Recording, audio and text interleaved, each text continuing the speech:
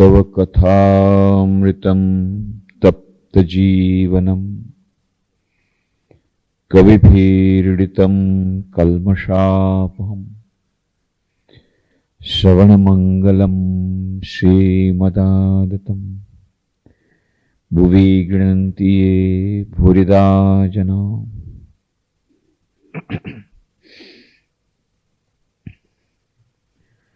श्री रामकृष्ण कथामृत पर આપણે જે 200 ચર્ચાઓ કરી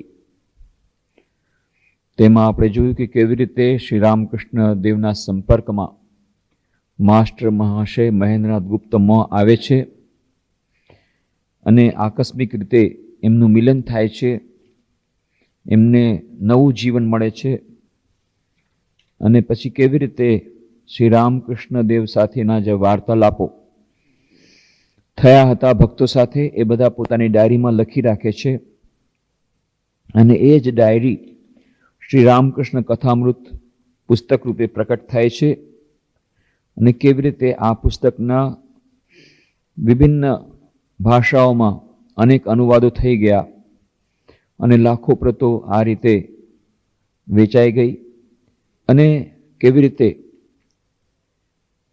હજારો લોકોના જીવનમાં અમૃતનું સિંચન આ કથામૃત કરી રહ્યું છે. એ બધી વાતો આપણે કરી હતી. શ્રી રામકૃષ્ણ કથામૃતના પ્રથમ ભાગના 11મા ખંડના 9મા અધ્યાયની વાતો ચાલે છે કે જ્યારે રવિવારના રોજ 10મી જૂન ઈસવીસન 1883ના દિવસે શ્રી રામકૃષ્ણ વાર્તાલાપ કરી રહ્યા છે ભક્તો સાથે. બપોરના જમ્યા પછી નાની પાટ ઉપર બેઠા છે, હજી સુધી આરામ કરવાનો સમય મળ્યો નથી. ત્યાં સુધીમાં તો મણિરામપુરથી ભક્ત સમુદાય આવી પહોંચ્યો અને એની સાથે જે વાતો કરી શ્રી રામકૃષ્ણ દેવે સાધન ભજનની વાત કરી, શ્રદ્ધાની વાત કરી, ગુરુની વાત કરી, કળિયુગમાં નામનું મહાત્મ્ય એ વિશે વાત કરી, સત્સંગની આવશ્યકતાની વાત કરી, ઢીલાઢપ જેવાથી ઈશ્વર પ્રાપ્તિ થાય નહીં એ પણ વાત થઈ અને પછી ઉદાહરણ આપ્યું હતું શ્રી રામકૃષ્ણ દેવે કે મા રાંધે છે ને ખોળાનું ધાવણું છોકરું પડ્યું ઓસરીમાં રમે છે. માએ મોઢામાં ચૂસણી દીધી છે પણ જ્યારે છોકરું ચૂસણી ફેંકી દઈને જોરથી ચીસ પાડીને રડે ત્યારે મા તપેલું ઉતારી દોડી આવીને છોકરાને ખોળામાં લઈને ધવરાવે. આ બધી વાતો કેશવસેનને પણ એમણે કરી હતી.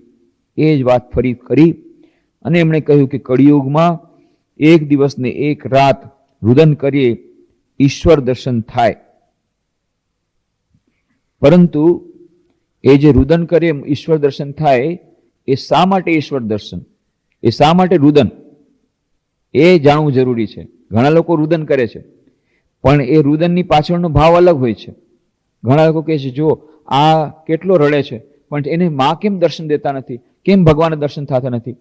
પણ એને જ પૂછો કે ખરેખર કોના માટે રડે છે. ઘણીવાર આપણને એમ લાગે છે કે ફલાણી વ્યક્તિ ભગવાન માટે રડે છે, એ પોતે પણ કહે છે હું ભગવાન માટે રડું છું. ના, એની પાછળનું કારણ બીજું હોય છે. જો ખરેખર ભગવાન માટે કોઈ રડે તો જરૂર ભગવાન દર્શન આપે. પણ મુખ્ય વાત છે કે ઘણા લોકો પોતે પોતાની જાતને છેતરે છે અને ઘણીવાર પોતાની જાતને છેતરાઈ પણ જાય છે. એમને પણ એમ લાગે છે કે હું ભગવાન માટે રડી રહી છું. ખરેખર એના અચેતન મનમાં બીજી કોઈ જાતની ઈચ્છા હોય છે, બીજી કોઈ જાતનું દુઃખ હોય છે. પણ ઘણા લોકોનો જે અહંકાર છે એ આવી રીતે પ્રકટ થાય, એમ સ્વીકાર કરે નહીં કે મારી ભૂલને કારણે રડું છું, પરંતુ એને બીજી રીતે રજૂ કરે કે હું તો ઈશ્વરની વ્યાકુળતાને કારણે રડું છું. ઘણા લોકો આ પ્રશ્ન પૂછે છે કે જો ફલાણી વ્યક્તિ આટલું મોટું ભગવાન માટે રડે છે એને તો ઈશ્વરના દર્શન નથી. પણ શ્રી રામકૃષ્ણ કહે છે કે ખરેખર જો મા માટે રડી દઈએ, આની પહેલા પણ કહ્યું હતું કે લોકો રડે છે તો છે, ઘણા આંસુ સારે છે, ઘડો ભરીને રડે છે, પરંતુ કોઈ રડે છે પોતાના પતિ માટે, પતિ પત્ની માટે, બાળકો માટે, કે છોકરીને લગ્ન નથી થતા અથવા છોકરું મરી ગયું, ઘણા બધા, અથવા તો ફલાણી વ્યક્તિ નથી, ફલાણી વસ્તુ નથી મળતી, મનમાં બીજી જાતનું છે ક્રોધ, અથવા કોઈ કે કંઈ ખોટું કહી દીધું છે એનાથી મનમાં દુઃખ થયું છે, પણ એ એમ નહીં બતાવે કે મને અહંકાર થયો છે, મારા અહંકાર ઉપર ચોટ લાગી છે એટલે મને રડવું આવે છે. ના, એમ કહેશે કે હું તો વ્યાકુળતા ભગવાન માટે રડું છું. ઘણા લોકો પોતાની જાતને છેતરે છે. વ્યાકુળતા આવી એટલું સહજ નથી. ભગવાન માટે રડવું એટલું સહજ નથી. ભગવાન માટે એક આંસુ પાડવો પણ એટલું સહજ નથી. ખરેખર ભગવાન માટે આંસુ ઘણા પાડે છે, પણ ભગવાનના દર્શન નથી થતા એટલા માટે. ભગવાન મને, અને ભગવાન પણ જાણે છે, મા પણ જાણે છે કે આ રડે છે એ મારા માટે નહીં, એને જોઈએ છે કેડબરીઝ ચોકલેટ. કેડબરીઝ ચોકલેટ આપી દીધી, બાળક મસ્ત મસ્ત, ક્યાંય રડવાનું ક્યાંય વયું ગયું. જ્યાં આવી રીતે કોઈ વ્યાકુળતાપૂર્વક થોડુંક કરે એટલે તરત જ કાં ચોકલેટ આપી દે, પીપરમેન્ટ આપી દે, મીઠાઈ આપી દે, ચૂસણીઓ આપી દે, પાછું બાળક રમવા મળી જાય. એમ આપણે પણ રમવા મળી જાય. વળી પાછું થોડાક દિવસ પછી થાય, ના ના ના, ભગવાનના દર્શન કરવા જોઈએ. પણ ત્યાં પાછું રમકડું આપી દીધું. એ ટ્રેન આવી ગઈ, ટ્રેન સરસથી ટ્રેન રમવામાં એકદમ મસ્ત થઈ ગયું, બાળક ક્યાંય ઉડી ગયું, પછી મા પાસે. પરંતુ આ રમત રમતા રમતા રમતા જ્યારે એવી સ્થિતિ આવે કે નહીં, હવે મા વગર થાશે ચાલશે નહીં, એ સ્થિતિ એટલી સહજ નથી. જ્યાં સુધી આપણા મનની, એટલા જ માટે મા શારદા દેવી કહે છે, જ્યાં સુધી મન નિર્વાસના ન થાય ત્યાં સુધી ભગવાનના દર્શન અશક્ય છે. એક સાધુએ ત્યાંથી ઉત્તરકાશીથી પત્ર લખ્યો મા શારદા દેવીને કે મા, આટલા વર્ષોથી માના માટે રડું છું, કેટલી પ્રાર્થના કરું છું, કેટલા જપ ધ્યાન કરું છું, પણ તોય ભગવાન તો દર્શન આપતા નથી. માએ તરત જ શાક સમારતા સમારતા કીધું, બ્રહ્મચારીને લખી નાખ હમણાં હમણાં, કે ભગવાન કોઈ શાકભાજી નથી કે તમે વેચાતા લઈ લ્યો એને. આટલા સાધન ભજન કર્યા, આટલા કલાક કે આટલા વર્ષ તમે સાધન ભજન કર્યા એટલે ભગવાન ખરીદાઈ જશે? એની જ્યારે ઈચ્છા હશે ત્યારે દર્શન આપશે. એની ઈચ્છા ઉપર છે, તમારી દાદાગીરીથી નહીં ચાલે. એની ઈચ્છા પ્રમાણે દર્શન થશે. તમે સાધુ બન્યા છો, સાધન ભજન કરવું તમારું કર્તવ્ય, તમે સાધન ભજન કરી જાઓ. પ્રોપર ટાઈમે, યોગ્ય સમયે દર્શન અવશ્ય મળશે. પણ એ યોગ્ય સમય ક્યારે છે એ ભગવાનને વધારે ખબર પડે. આ બે વસ્તુથી સાવધાન રહેવાનું છે. ઘણા લોકો ઢીલાઢપ થઈ જાય, વ્યાકુળતા ન હોય, સાધન કરે છે પણ એમાં કોઈ જાતની ઉત્કંઠા નથી, કોઈ જાતનો ઉત્સાહ નથી. એક મેકેનિકલ સાધના ચાલે છે, મોનોટોનસ સાધના ચાલે છે. ના, ઉત્કંઠા હોવી જોઈએ, ઉત્સાહ હોવો જોઈએ, ઉત્સાહ અને થોડીક વ્યાકુળતા હોવી જોઈએ. પરંતુ સાથે સાથે કેટલાક લોકો વ્યાકુળતાના નામે અધીર થઈ જાય. હા, 3 દિવસથી ભગવાનનું નામ લઉં છું, હજી સુધી મને ભગવાનના દર્શન ન થયા. હા, ભગવાન બરાબર નથી, ભગવાન બરાબર નથી, મા બરાબર નથી. ફક્ત 3 દિવસ. મા શારદા દેવી કહેતા, અરે પૂર્વ જન્મમાં ઋષિ મુનિઓ હજારો વર્ષો સુધી તપસ્યા કરતા, એક પગે ખડે પગે રહેતા, ફળ ખાધા વગર, ફળમૂળ ખાઈ ખાઈને અથવા તો સાવ ખાધા વગર રહેતા. આટલી તપસ્યા કરીને ભગવાનના દર્શન થતા, અને તમને મફતમાં ભગવાનના દર્શન જોઈએ છે. 2 દિવસથી હું ભગવાનને પોકારું છું, પણ ભગવાને તો દર્શન દીધા નહીં. ભગવાનને પોકારવાથી કોઈ ફાયદો નથી. ચાલો આપણે જેવા હતા એવા ઠીક છીએ, ભગવાન સાથે આપણે નાતો રિશ્તો નથી. અથવા તો પછી ભગવાન પર દોષારોપણ કરીએ છીએ કે ભગવાનને તો કાન બેરા થઈ ગયા છે, ENT સ્પેશિયલિસ્ટ પાસે લઈ જાઓ. અથવા એને હૃદય નામની વસ્તુ નથી, હાર્ટ સર્જન પાસે લઈ જાઓ, હાર્ટ ઇમ્પ્લાન્ટ કરાવો.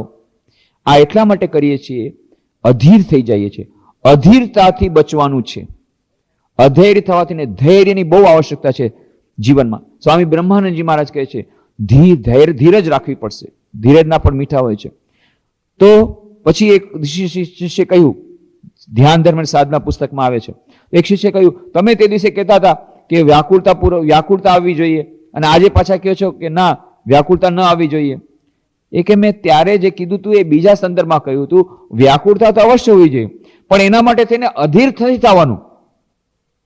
જરૂર પડે તો કરોડો જન્મો સુધી ભગવાનને પ્રાર્થના કરવા માટેની સાધના કરવાની તત્પરતા હોવી જોઈએ.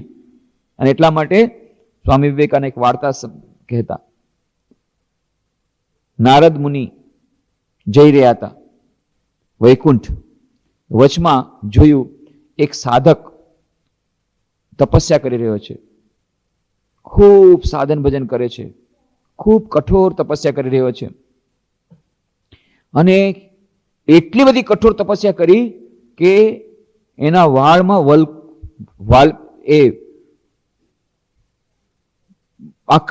જટા આખી બંધાઈ ગઈ અને એમાં કીડા પડી ગયા. ત્યાં સુધીની તપસ્યા કરી છે.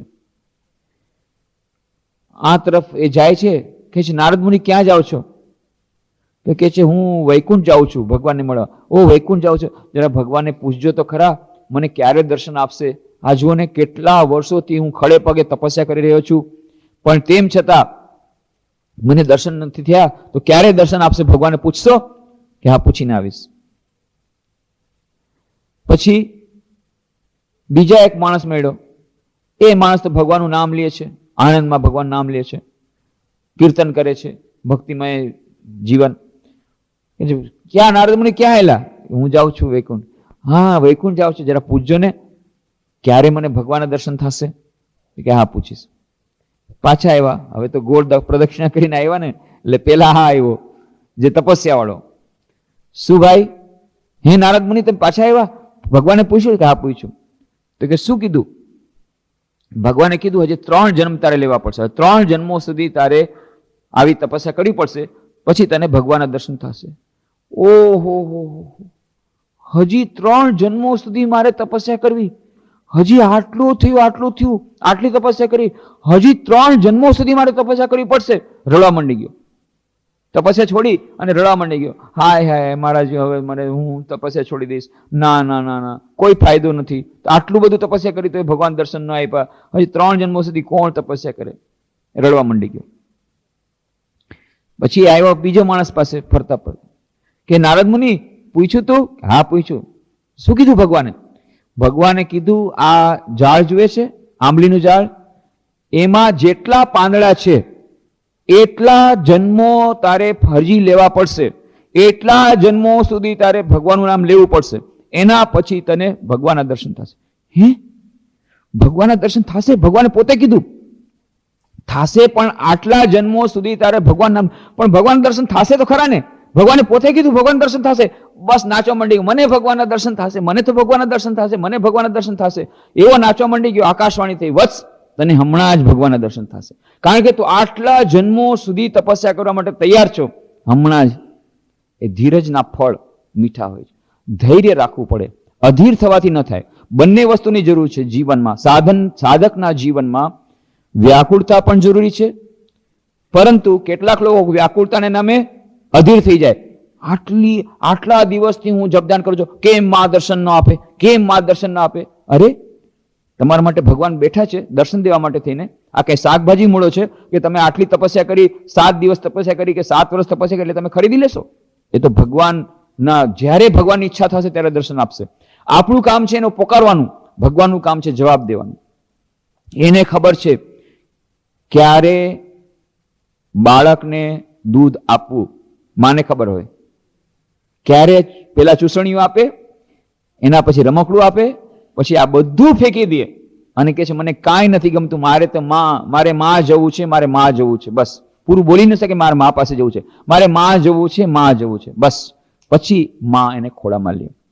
તો એટલા માટે આ બહુ જ અત્યંત મહત્વની વાત છે. ઘણા સાધકોનું જીવન બરબાદ થઈ જાય છે આ એક જ વસ્તુને કારણે કે સમજે છે. ઘણા લોકો બરબાદ કરે છે જીવન. એ લોકોના જીવનમાં વ્યાકુળતા નથી, સાધનામાં કોઈ દમ નથી. એ મેકેનિકલ કરી જાય છે, સવાર સાંજ ગુરુદેવે કીધું એટલે, પણ એમાં કોઈ એનો ઉત્સાહ નથી. એ લોકો પણ એ રસ્તો ભૂલી જાય.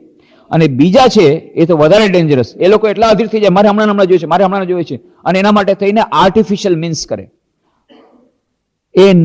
એ ગમે એમ કરી અને જાણે સાધન ભજન કરવા જાય અને કે મારે હમણાં જોઈએ છે, હમણાં અધીર થઈ જાય અને પછી પોતાનું ધૈર્ય ગુમાવી બેસે અને પોતાનું મેન્ટલ બેલેન્સ ગુમાવી બેસે, માનસિક સમતુલા પણ ક્યારેક ક્યારેક ગુમાવી બેસે. આ બહુ જ મહત્વની વાત છે. બંને વચ્ચેનું બેલેન્સ રાખવાની જરૂર છે. અધીર પણ નથી થવાનું અને સાથે સાથે તત્પરતા, થોડીક વ્યાકુળતા એ પણ જીવનમાં આવશ્યક છે. એટલે શ્રી રામકૃષ્ણ કહેતા હતા, તોર બનત બનત બની જાય, અંકા તારે બંકા તારે, તારે સુજન કસાઈ. મીરા કહે ગિરધર નાગર, તોર બનત બનત બની જાય. તો બની જશે, જરૂર બની જશે. તમે પોકારતા રહ્યો, પોકારતા રહ્યો, પોકારતે રહો, એક દિવસ ભગવાન અવશ્ય દર્શન આપશે. પણ એના માટે સાધના કરવાની આવશ્યકતા છે. અને પાતંજલ યોગ સૂત્રમાં કહ્યું છે, આ સાધના કેટલી કરવી પડે? સતુ દીર્ઘકાલ નૈરંતર સત્કારા સેવિતો દૃઢભૂમિ. દીર્ઘકાળ સુધી તપસ્યા કરવી પડે, નિરંતર તપસ્યા કરવી પડે. એક બે દિવસની વાત નથી. આ તો ભગવાનના દર્શન, એ આત્મ સાક્ષાત્કાર કે આધ્યાત્મિક ઉપલબ્ધિ એ કોઈ રમતનો ખેલ નથી. સ્વામી તુર્યાનંદજી મહારાજ કહેતા, અરે આ કઈ બાળકના હાથનું રમકડું છે, તમે છીનવી લેશો જગદંબા પાસેથી. જગદંબા પાસેથી તમે ઈશ્વર પ્રાપ્તિ, મુક્તિ તમે છીનવી લેશો. આ કે રમકડું છે કે બાળકના હાથનું કોઈ મીઠાઈ છે જે તમે છીનવી લેશો? માં જગદંબાની ઈચ્છા પ્રમાણે દર્શન થશે. પણ આપણું કામ છે વ્યાકુળતાપૂર્વક પોકારે રાખવું, પોકારે રાખવું, પોકારે રાખવું. કેટલાક કહે છે, જો શ્રી રામકૃષ્ણ દેવે તો માત્ર 1 વર્ષમાં જ એમને દર્શન થઈ ગયા. પણ કેટલા દિવસોના દિવસો શ્રી રામકૃષ્ણ દેવ એ રેતીમાં માથું ઘસે છે, માં મને દર્શન આપો, માં મને દર્શન આપો, માં મને દર્શન આપો. ત્યાર પછી ખરેખર એમના જીવનમાં બીજી કોઈ જાતની વાસના કે ઈચ્છા નહોતી. પરંતુ મોટા ભાગના જે સાધકો હોય છે એ લોકોને જોઈતું હોય કંઈક બીજું, અંદરમાં કંઈક બીજાની આવશ્યક, બીજાની કઈ ચીજ છે એના માટે રડે છે.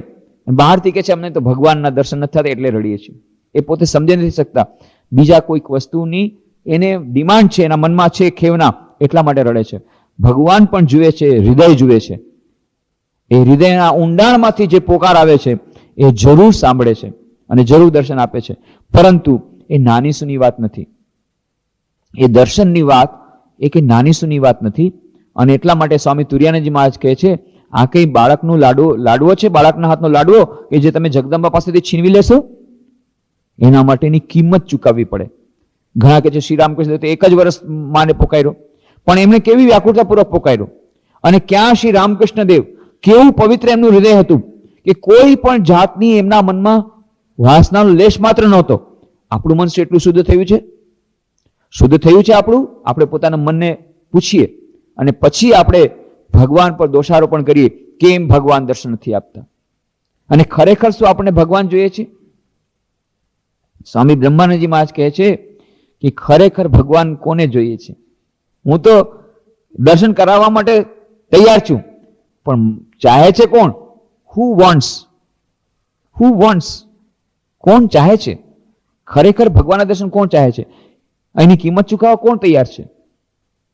મોટા ભાગના લોકો ભગવાનને નથી ચાહતા, ભગવાન પાસેથી ચાહે છે. બીજી બધી વસ્તુ ચાહે છે ભગવાન પાસેથી. આપણે મોટા ભાગના લોકો, એ સમય હજી પાક્યો નથી, પણ આવશે. એમાં ધીરે ધીરે આવશે. અને જ્યારે ખરેખર એવો સમય આવશે, એ વ્યાકુળતા, સાચી વ્યાકુળતા આવશે કે ના, હવે અમારે કોઈ રમકડું જોતું નથી, હવે અમારે કોઈ પણ જાતનો મીઠાઈ જોતી નથી, સંસારની બીજી કોઈ વસ્તુ જોતી નથી, અને ફક્ત માત્ર ઈશ્વર જ જોઈએ છે. તો ઈશ્વર ખરેખર આવે છે, ત્યારે ભગવાન આવે છે. પણ એ બહુ લાંબી વસ્તુ છે. એ સાધના બહુ લાંબા સમય સુધી સાધના કરવી પડે. ત્યારે એક સ્થિતિ એવી આવે જ્યારે ખરેખર જીવનમાં એમ લાગે કે એના વગર બધું સૂનું છે, એના વગર બધું ખાલી છે. એ તો બહુ જ ઉચ્ચ કોટીની અવસ્થા. હજારો જન્મ સંસ્કાર, ચિત્ત શુદ્ધિ નહીં થાય ત્યાં સુધી સાચી વ્યાકુળતા નહીં આવે. એટલે શ્રી રામકૃષ્ણ કહેતા હતા, કેટલાક આવી ભક્તો આવીને કે જુઓ ને ભગવાનના દર્શન નથી થતા, કેટલા વખતથી તો અમે જપ કરીએ છીએ, સાધન ભજન કરીએ છીએ. થાશે. અરે ધૈર્ય રાખો, થાશે. ના, જુઓ ને કેટલો વખત નથી થતા. છેવટે શ્રી રામકૃષ્ણને પછી રેવાયું નહીં. અરે થોડુંક ધૈર્ય રાખો, હજી તો સુવાવળની ગંધ છે, સુકાઈ નથી. ચોખ્ખું કહી દીધું, હજી સુવાવળની ગંધ તો સુકાઈ નથી. અને અત્યારથી ભગવાનના દર્શન ચિત્ત સુધી થવા દો. એનો અર્થ છે આપણે કેટલા બધા કર્મો કર્યા છે, એ હજારો જન્મોના કર્મો જ્યાં સુધી ખતમ નહીં થાય, એ કર્મોનું જ્યાં સુધી ધોવાણ નહીં થાય, પ્રાયશ્ચિત નહીં થાય, અને કોના કેટલા કર્મો છે સેફ ડિપોઝિટ વોલ્ટમાં, સારા નરસા, કોને ખબર છે? હજારો જન્મના સંસ્કાર છે, હજારો જન્મના કર્મો છે, એ બધાને ખતમ થતા થોડીક તો વાર લાગે. થોડું ધૈર્ય રાખો, ધૈર્ય રાખો. પ્રોપર સમયે, યોગ્ય સમયે અવશ્ય ભગવાનના દર્શન થશે. આપણું કામ છે વ્યાકુળતાપૂર્વક જે પ્રમાણે ગુરુદેવે કહ્યું છે એ પ્રમાણે સાધના કરતા રહેવું, અને આ વારંવાર જોવું, વારંવાર કે ના આપણે ભગવાન તરફ અગ્રસર થઈએ છીએ કે નહીં. માં શારદાજીને પૂછ્યું, માં મને તો લાગતું નથી કે મારું કઈ પ્રોગ્રેસ થાય છે, મેં મંત્ર દીક્ષા લીધી છે, મંત્રનો જાપે કરું છું, પણ કઈ ખબર પડતી નથી મારી પ્રગતિ થાય છે કે નહીં. માએ સુંદર ઉદાહરણ આપ્યું, કહ્યું, બેટા જો તું રાતના સૂતો હો અને તને ખાટલા સહિત કોઈ ઉપાડી અને બીજી જગ્યાએ લઈ જાય તો તને કેવી રીતે ખબર પડે? એ તો જ્યારે તારી નીંદર ખુલશે ત્યારે તું જોઈશ તું કેટલે દૂર આવી ગયો. જ્યારે એ ખાટલો તો ક્યાંનો ક્યાં ચાલ્યો જશે, અને પછી તને કોણ કેટલા દૂર ભગવાન લઈ જાય છે તને ક્યારે ખબર પડશે? જ્યારે તું જાગીશ ત્યારે ખબર પડશે, ઓહો ક્યાં સુધી હું આવી ગયો. એટલા માટે માં શારદા દેવી કહે છે અધીરા થાવ નહીં, ધીરે ધીરે અવશ્ય. અને આપણે એક ઝાડ લગાવ્યું હોય, નાનકડું છોડ લગાવ્યું હોય, અને દરરોજ જોઈએ કે છોડ મોટો થયો કે નહીં, ઉખાડીને જોઈએ છોડ મોટો થાય છે કે નહીં, છોડ મોટો થાય છે કે નહીં, તો એનાથી કાંઈ થશે નહીં. પાણી પાતા રહ્યો, પાણી પાતા રહ્યો, પાણી પાતા રહ્યો. કદાચ એમ લાગે કે આમાં કંઈક જીવાત લાગી ગઈ છે, થોડી દવા આપતા રહ્યો, ખાતર નાખતા રહ્યો, નાખતા જાઓ, નાખતા જાઓ, નાખતા જાઓ, નાખતા જાઓ, છોડ જરૂર ઉગશે.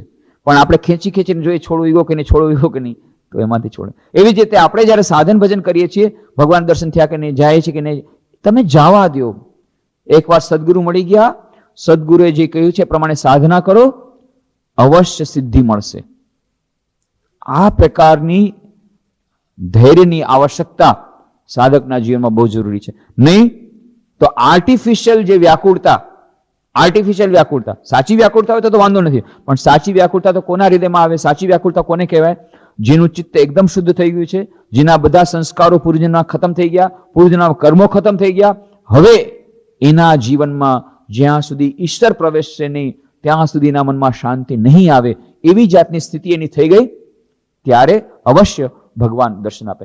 પણ એના માટે ચિત્ત શુદ્ધિ આવશ્યક છે. અને ચિત્ત શુદ્ધિ માટે ભગવાનનું નામ લેવું. કેટલું ભગવાનનું નામ લેવું એ તો કોનું કેટલું છે ખબર નહીં. એક ડોલ પાણી ઠંડુ હોય તેમાં કમસે કમ 2-4 લોટા તો ગરમ પાણી નાખવું પડે, ત્યારે ગરમ થાય પાણી. તમે આપણે આખું સમુદ્ર આવડો મોટો હોય, એમાં કીધું મેં 1 લોટો પાણી નાખ્યું ગરમ, પણ એ સમુદ્રમાં કઈ ગરમ થવાનો છે? કેટલા કેટલા હજારો જન્મોના કર્મો આપણા પડ્યા છે કે હું તો 4 દિવસથી ભગવાન નામ લઉં છું. અરે પણ કેટલા જન્મોથી બધું કામ કર્યું છે, એ ક્યારે કપાશે? પણ તેમ છતાં ભગવાન તો ભગવાન જ છે. એ તો એની ઈચ્છા થાય અત્યારે તો દર્શન આપી દે, કોઈ કોઈ આપે પણ છે. શ્રી રામકૃષ્ણ કહે છે, સ્વામી વિવેકાનંદ કહે છે, ઈશ્વર એ જયારે અવતાર થઈને આવે એ તો કપાલ મોચન છે. એ તો કપાળમાં લખેલું બધું ભૂસી પણ નાખે અને તરત દર્શન પણ આપી શકે, એની ઈચ્છા. અને ક્યારેક ક્યારેક આપે પણ છે. આપણે જેને સમજીએ છીએ અત્યંત જે દુરાત્મા, એને ભગવાનની પ્રાપ્તિ થઈ જાય છે. પરંતુ સ્વામી વિવેકાનંદ કહે છે કોણ જાણે એની પાછળ શું કામ કરતું હશે. કદાચ એવું બની શકે કે એણે પૂર્વજન્મમાં કંઈ કર્યું હોય, આપણને ખબર નથી.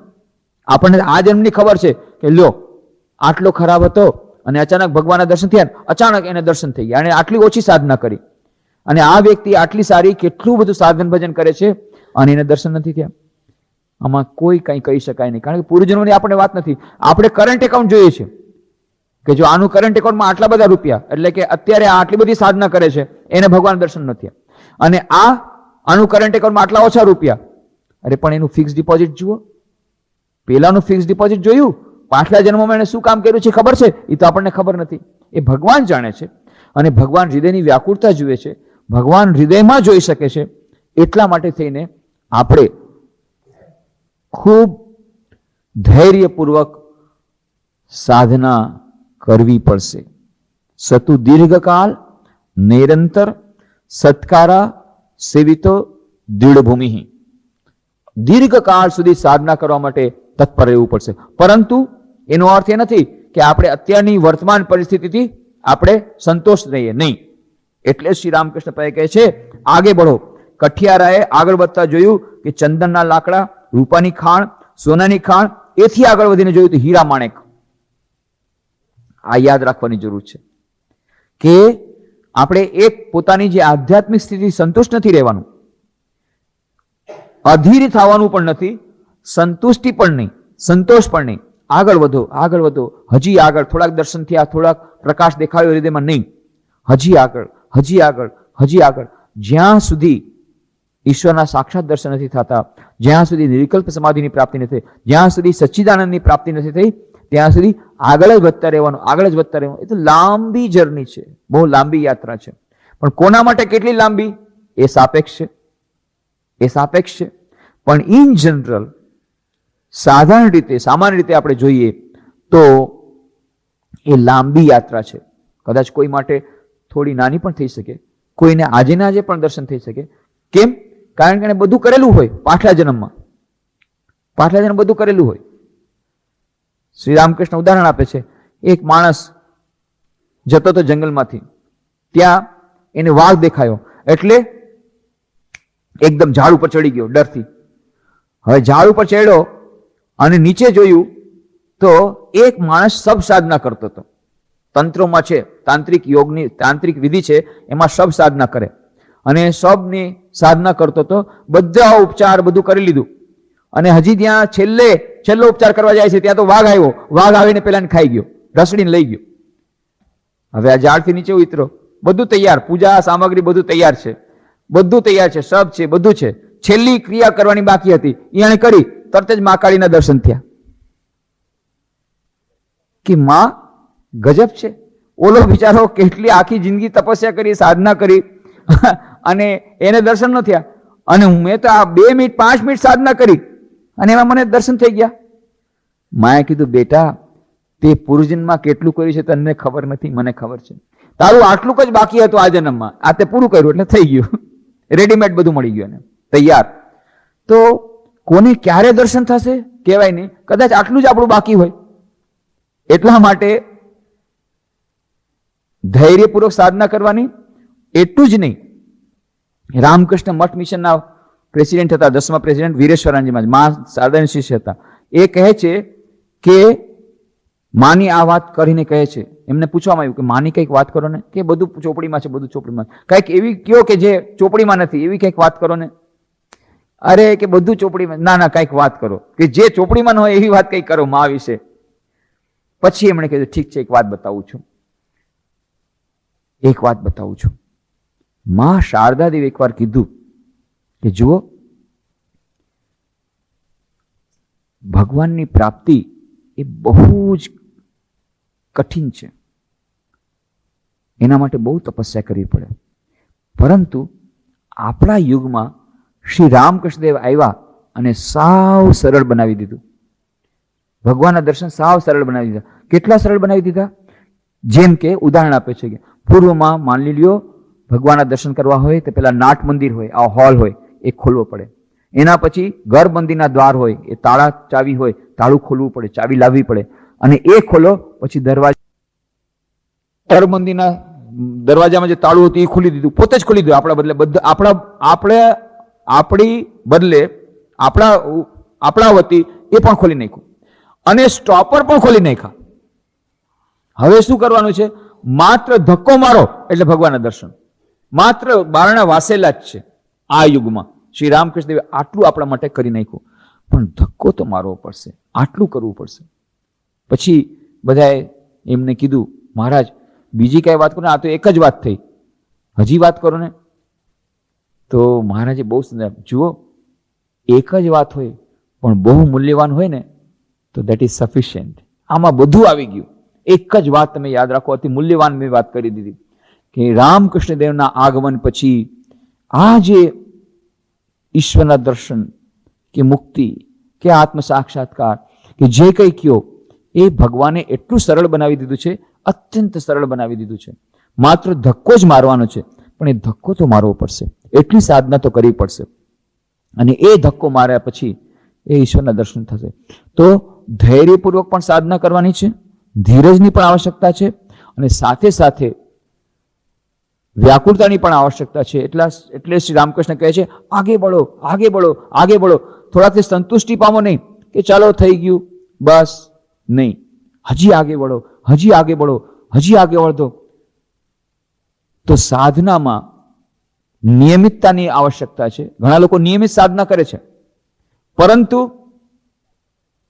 એ સાધનામાં વ્યાકુળતા હોતી નથી. નિયમિતતા પણ જેમ આવશ્યક છે એમ સાથે સાથે કેટલા લોકો મેકેનિકલ થઈ જાય, મોનોટનસ. ગુરુએ કીધું છે સવાર સાંજ બેસવાનું, બેસે પણ છે, જપ પણ કરે છે, પણ એમાં અંદરમાં કોઈ ઉત્કંઠા નથી, વ્યાકુળતા નથી. બંને હોવું જોઈએ. એટલા માટે એક સૂફી સંત હતા. તો એકવાર એમને સવારના, એમનો નિયમ હતો, રોજ સવારના વહેલા ઉઠી, બ્રાહ્મણ ઉઠી અને સાધના કરે, ખૂબ સાધન ભજન કરે, ધ્યાન કરે, સાધન ભજન કરે. એક દિવસે એમણે જોયું કે કોઈ એમને ઉઠાડી રહ્યું છે, જરાક મોડું થઈ ગયું છે ઉઠવામાં, તો એમને ઉઠાડી રહ્યું છે. તો આજુબાજુ જોયું, કોઈ નથી. અરે કોણે આમ ઉઠાડ્યો? મને એને લાગ્યું કે અહીંયા કોઈ સ્પર્શ તો થયો હતો, પણ દેખાતું નથી. એ કોણ છો ભાઈ? તમે કોણ દેવદૂત છો? કયો તો ખરા, મારા ઉપર આટલો ઉપકાર કર્યો. કોણ દેવદૂત છો જે તમને આવી રીતે જગાડ્યો? કારણ કે દેખાતા નથી એટલે દેવદૂત છો. કે હું દેવદૂત નથી, હું શૈતાન છું. હે? અરે મેં તો સાંભળ્યું શૈતાન લોકો તો, શૈતાન જે હોય એ તો ઈશ્વરની સાધનામાં બાધક નીવડે, અને તમે તો ઉલટાનું મને જગાડ્યો સાધના કરવા માટે થઈને. એ તો બની શકે જ નહીં. તો કે હું પણ તમારી સાધનામાં વિક્ષેપ નાખવા માટે જ આવ્યો છું. લે, તમે તો મને જગાડ્યો કે જેથી હું સવારના પણ વહેલો ઉઠીને ભગવાન ભજન કરું. તો કે ના, હું તમારી સાધનામાં, મારું નામ શૈતાન છે, અને મારું એક જ કામ છે, જે સાધકોને ઈશ્વરના દર્શન થાય એમાં બાધા લાવવાની. એટલા માટે હું બાધા રૂપે આવ્યો છું. પણ તમે તો મને ઉઠાડ્યો, વહેલો ઉઠાડ્યો, આટલો વહેલો ઉઠાડે સાધન ભજન કરવાનું મને બતાવી દીધું. ઉલટાનું તમે તો મારો ઉપકાર કર્યો. ના ના ના, ઉપકાર નથી કર્યો. તમને યાદ છે પાછલા વર્ષે એક વાર, તમે બહુ નિયમિત છો, એક વાર તમે મોડા ઉઠ્યા હતા, અને ત્યારે તમને એટલો બધો પસ્તાવો થયો હતો, એટલો બધો પસ્તાવો થયો હતો કે તમે રડતા રડતા ભગવાનને પ્રાર્થના કરી, હે ભગવાન મને માફ કરો, આજે હું મોડો ઉઠ્યો છું, મોડો ઉઠ્યો છું. ને એટલું બધું તમે રડ્યા હતા કે તમે એકદમ ભગવાનના દર્શનની સાવ નજીક આવી ગયા હતા, એકદમ નજીક આવી ગયા હતા. મને ચિંતા થઈ, આજે પછી પાછો આ મોડો ઉઠશે, ફરી પાછું રડવાનું શરૂ કરશે, અને ફરી પાછો પસ્તાવો કરશે, અને ફરી પાછું એટલું વ્યાકુળતાપૂર્વક રડશે, તો આને ભગવાનના દર્શન થશે. ભગવાનના દર્શન કરવા નથી દેવા, એટલા માટે તમને ઉઠાડ્યો. તો મુખ્ય વાત છે, જેમ નિયમિતતા આવશ્યક છે સાધક જીવનમાં, એવી રીતે ઉત્કંઠા, વ્યાકુળતા એ પણ જરૂરી છે. પણ એ વ્યાકુળતા આવવી જરૂરી છે, સાથે સાથે ધૈર્યની પણ આવશ્યકતા છે. અધીર થવાથી નહીં ચાલે. ઉત્કંઠાપૂર્વક, ઉત્સાહપૂર્વક, જેમ ગુરુદેવે કીધું છે એ પ્રમાણે સાધન ભજન કરવાનું છે, આગળ વધતા રહેવાનું છે, આગળ વધતા રહેવાનું છે, આગળ વધતા. ક્યારેક ક્યારેક આપણે ડલ થઈ જાય છે, આ હંમેશા આવે છે, હંમેશા આવે છે. એના માટે ચિંતા પણ કરવાની જરૂર નથી. એકવાર ગિરીશચંદ્ર ઘોષ આવીને રડવા માંડી ગયા કે જુઓ જુઓ જુઓ કેવું. સ્વામી બ્રહ્માનંદજી મહારાજ પાસે આવીને કહે છે, મારા જીવનમાંથી ભક્તિ નામની વસ્તુ જ નથી રહી, અને હું તો સાવ નીચે પડી રહ્યો છું, નીચે પડી રહ્યો છું, નીચે પડી રહ્યો છું. કોઈ સાધન ભજનમાં મને મન નથી લાગતું, ભક્તિનો નામ લેશ નથી, ભાવના બધી સુકાઈ રહી છે. રામકૃષ્ણદેવ પ્રત્યે મને આટલી ભક્તિ હતી, બધી સુકાઈ ગઈ છે, મારું તો બહુ નથી થઈ ગઈ છે. રડવા માંડી ગયા. સ્વામી બ્રહ્માનંદજી મહારાજ કીધું, ચિંતા કરો માં, જુઓ આ મનનો સ્વભાવ છે, ખબર છે? આ મનનો સ્વભાવ તરંગાકાર છે, ઉપર જાય નીચે જાય, અને જેટલું નીચે જાય એટલું પાછું ઉપર જાય. અત્યારે તમારું મન એકદમ નીચું ગયું છે, કારણ કે એક મોટી લહેર આવવાની છે, મોટી ભક્તિની મોટી લહેર આવવાની છે તમારા જીવનમાં, એટલા માટે અત્યારે નીચું ગયું છે. યાદ રાખજો, જેટલું મોટું ડિપ્રેશન છે એટલું જ ઊંચું તમારું મન ઉઠશે અને ભક્તિમય બની જશે. અને તત્ક્ષણ એટલી બધી ભક્તિ, એટલો બધો ભાવ બ્રહ્માનંદ ગિરીશચંદ્ર ઘોષના જીવનમાં આવ્યો કે સાચું જ કે આજે તમારી પાસે આવીને હું બચી ગયો, નહીં તો મારા મનમાં એટલું ડિપ્રેશન આવી ગયું હતું, નિરાશા અને હતાશા આવી ગઈ હતી કે ના, મારાથી મારા જીવનમાં કંઈ નહીં થાય. પણ આ ઉપર નીચે તો મન જાશે જ. ક્યારેક મન નીચે જાય છે ત્યારે આવી રીતે ઉપર લાવવું પડે કે ના, આ ટેમ્પરરી છે, એનાથી ચિંતા કરવાની જરૂર નથી. ક્રિશ્ચિયન થિયોલોજીમાં એક એવી સ્ટેજની વાત આવે છે કે સાધક જ્યારે જાય તો સૌથી પહેલા આવે એક ડ્રાયનેસનો પીરિયડ આવે, સ્પિરિચ્યુઅલ ડ્રાઉટ, સ્પિરિચ્યુઅલ ડ્રાયનેસ, એક જાતની ડ્રાયનેસ આવે. થોડાક વખત સુધી બહુ ઉત્સાહપૂર્વક બધી સાધન ભજન બધું ચાલે. પછી એક સમય આવે જ્યારે સાધન ભજન કાંઈ મન નથી લાગતું, ભગવાનમાં મન નથી લાગતું, બધું સૂકું સૂકું લાગે છે, શુષ્ક લાગે છે, કોઈ જાતનું મન બેસતું નથી, બેચેની લાગે છે. આ કપરો સમય છે. ધૈર્યપૂર્વક એ સમય પાર કરી લેવો પડે.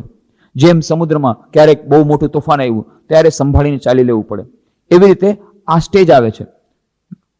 લાંબી જર્ની છે. કેટલી સ્ટેજ આવશે એમ ખાસ કરીને ક્રિશ્ચિયન થિયોલોજીમાં આ બે સ્ટેજની વાત કરે કે એ એક તો છે ડાર્કનેસ ઓફ ધ સેન્સીસ, એક જાતનો અંધકાર આવે સાધકના જીવનમાં, ડાર્કનેસ ઓફ ધ સેન્સીસ, કે જ્યારે અંદરની બધી જે કામનાઓ ખૂબ ઉછાળો લે અને પછી સાધક પોતાના જીવનમાંથી વિચલિત થઈ જાય. એ પાર કરી લે ગમે તેમ કરીને, એના પછી હજી આગળ વધે ત્યારે ડાર્કનેસ ઓફ ધ સોલ, ત્યારે આત્માનો અંધકાર, ત્યારે આ પ્રકારની વ્યાકુળતા આવે. એને લાગે ડિપ્રેશન આવી જાય, નિરાશા આવી જાય, હતાશા આવી જાય, ના મને ભગવાનના દર્શન નહીં થાય. બહુ હાઈ સ્ટેજ છે. આ સ્ટેજ આવવી કે માણસ કે વ્યક્તિને, સાધકને જીવનમાં એમ લાગે કે મનમાં એકદમ જીવન સૂનું સૂનું થઈ જાય, શુષ્ક થઈ જાય, અને ત્યારે જો એને બીજા બધી જાતની સંસારના સુખો દેવામાં આવે પણ એમાં એનું મન ન લાગે તો સમજવું જોઈએ કે હવે આ બીજી સ્ટેજ આવી, હાઈ સ્ટેજ છે ડાર્કનેસ ઓફ ધ સોલ, કે જ્યારે એને કોઈ સંસારની કોઈ વસ્તુમાં રસ રહ્યો નથી, સાચે સાચો વૈરાગ આવ્યો છે, બસ માત્ર ને ભગવાનના દર્શન કરવાની ઈચ્છા છે, બીજું કાંઈ નથી. જ્યારે આવી જાતની શુષ્કતા આવી જાય જીવનમાં, આવી જાતની વ્યાકુળતા આવી જાય, ત્યારે શ્રી રામકૃષ્ણ કે સમજી લેવું કે પૂર્વ દિશામાં લાલી આવી ગઈ છે, હવે સૂર્યનો ઉદય થશે, એટલે કે ઈશ્વરનો સાક્ષાત્કાર થશે, આત્માના દર્શન થશે, એકદમ નજીક આવી ગયા તમે. આ શ્રી રામકૃષ્ણ કહે છે. તો આ તો લાંબી જર્ની છે. આધ્યાત્મિક સાધના તો બહુ મોટી વસ્તુ છે. આપણે આગળ વધતા રહેવાનું છે, આગળ વધતા રહેવાનું છે, આગળ વધતા રહેવાનું છે, નિયમિત રીતે સાધના કરવી છે, અને સાથે સાથે ઉત્સાહપૂર્વક સાધના કરવી છે, આગળ વધતા રહેવાનું છે, પરંતુ ધૈર્ય ગુમાવવાનું નથી. કેમ મને કાંઈ ન થયું, કેમ હું આગળ નથી વધતો, કેમ આ નથી થયું. સંતોષની લાગણી ન હોવી જોઈએ, સાથે સાથે ધીરજ પણ ન ગુમાવવી જોઈએ. આ બહુ સમજવા જેવી વાત છે. ઘણા લોકો શું કરે છે, એ સંતોષ કરે, બસ ઠીક છે, ઘણું થઈ ગયું, આ જન્મમાં આપણે આટલી આધ્યાત્મિક સાધના ઘણી કરી લીધી, હવે 5-5 મિનિટ કરીએ તો ઘણું, સવારના 5 મિનિટ 108 વાર કરી લીધા, ગુરુદેવે કીધું છે, બસ બરાબર છે, પતી ગયું, ચેપ્ટર ક્લોઝ. બાકી કેટલા બધા કામ કરવાના બાકી છે. 108 વાર જપ કર્યા, ઘણું કર્યું, ગમે એમ કરીને પતાવી તો લીધું, બહુ કર્યું. તો આ પણ નહીં, સાથે સાથે ભાવપૂર્વક ભગવાનનું નામ ભલે 2 મિનિટ લ્યો, પણ એમાં ભાવ હોવો જોઈએ, ફક્ત નિયમિતતા નહીં, ભાવ હોવો જોઈએ. આ એક વસ્તુ છે. બીજા કેટલાક લોકો અધીર થઈ જાય, કેમ મને હજી સુધી ભગવાનના દર્શન નથી થયા, આટલા વખતથી પોકારું છું, અધીર થઈ જાય, અને પછી ક્યારેક ક્યારેક બેલેન્સ ગુમાવી બેસે, મેન્ટલ બેલેન્સ ગુમાવી બેસે. આનાથી પણ સાવધાન રહેવાનું છે. આ બે વસ્તુ સાવધાન. તો શ્રી રામકૃષ્ણ કહે છે આગે બઢો, આગે બઢો. કઠિયારે આગળ વધતા જોયું કે ચંદનના લાકડા, રૂપાની ખાણ, સોનાની ખાણ, એથી આગળ વધીને જોયું તો હીરા માણેક.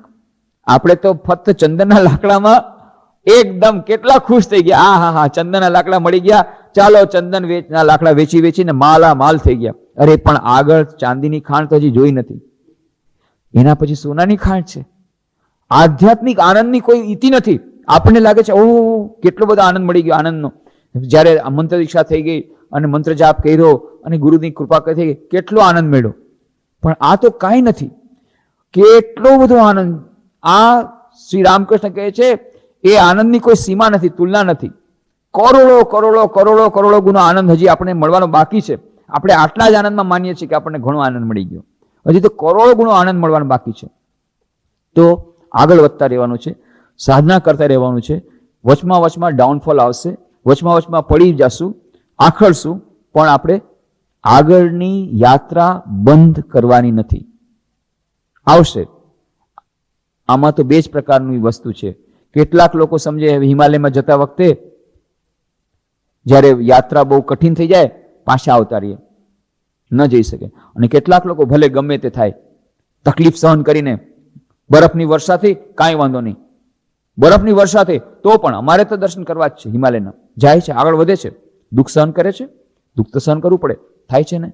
અને કેટલાક લોકો ડરી જાય, અરે બાપરે ભગવાન બરફનો વરસાદથી આવતે વર્ષે જોશું, હાલો પાછા. એને ભગવાન હિમાલયન દર્શન નથી થતા. તો હિમાલયન દર્શન માટે આટલી બધી મહેનત કરવી પડે, ભગવાનના દર્શન તો કરોડો જન્મોની વાત છે. એટલા માટે એના માટે તત્પરતા રહેવી જોઈએ. તો શ્રી રામકૃષ્ણ કથામૃતમાં બહુ જ સુંદર એક નાનકડી વાતમાં પણ શ્રી રામકૃષ્ણ દેવે કેટલી મોટી વાત કરી નાખી છે. અદ્ભુત વાતો. એ સૂત્ર છે, આ બધા સૂત્રો, એ સૂત્રોમાં કેટલું બધું શ્રી રામકૃષ્ણ દેવે કહી નાખ્યું છે. તો એની આગળની ચર્ચા આપણે આવતા રવિવારે કરશું. આજે આપણે અહીં જ રમીએ. ઓમ શાંતિ શાંતિ શાંતિ. હરિ ઓમ તત્સત. શ્રી રામકૃષ્ણાર્પણમસ્તુ. પરમસ્તુ પરમસ્તુ પરમસ્તુ પરમસ્તુ.